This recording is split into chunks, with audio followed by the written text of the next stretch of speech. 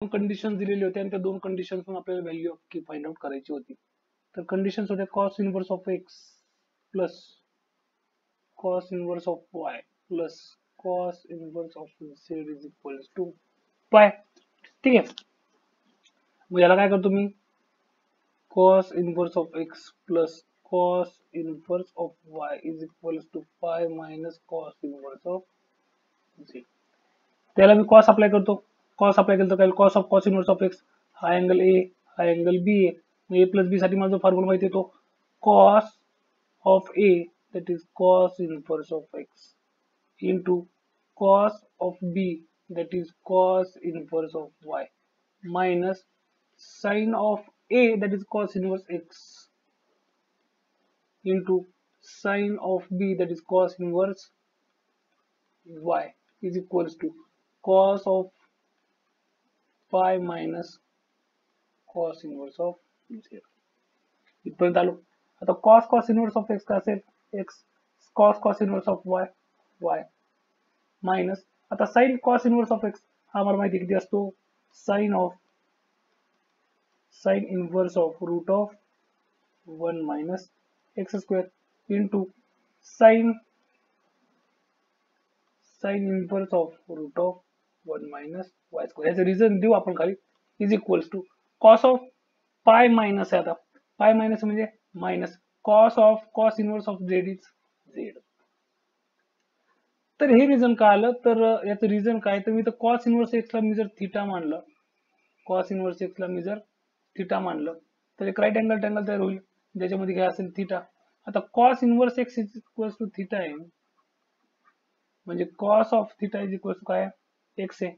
फक्त एक्स नाही तर एक्स अपॉन 1 आहे, म्हणजे हायपोटेन्यूज झाला 1 आणि ऍडजस्टंट साइड झाली एक्स. या राईट अँगल ट्रँगल मध्ये काय तो बेस आहे. मग याच्यावर काय करणार मी, आता हाईट काढू शकतो. हाईट कशी काढणार मी, Pythagoras theorem 1 square is equals to x square plus that height square, म्हणजे काय भेटेल 1 मायनस एक्स स्क्वेअर. म्हणजे त्याचा अर्थ मी थिटा साइन मध्ये सुद्धा डिफाइन करू शकतो की sine of theta is equals to root of 1 minus x square upon 1 नाही लिहिलं तरी चालेल, that is theta is equals to sine inverse of root of 1 minus x square. That is why मी इथं असं लिहिलं डायरेक्टली. मग इथं काय होईल, x y minus root of 1 minus x square root of 1 minus y square is equals to minus Z.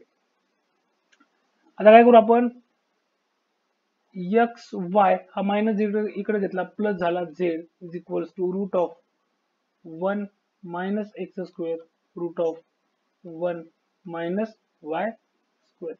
Square केला दोन्ही साईडला तर काय होऊन जाईल, x square y square first टर्मचा स्क्वेअर प्लस दोघांच्या गुणाकाराची दुप्पट 2xyz प्लस हा झेड आहे 2 नाहीये, ठीक आहे, हा झेड झेडचा स्क्वेअर इज इक्वल्स टू, आता ब्रॅकेट मध्ये दोघांचा प्रोडक्ट आहे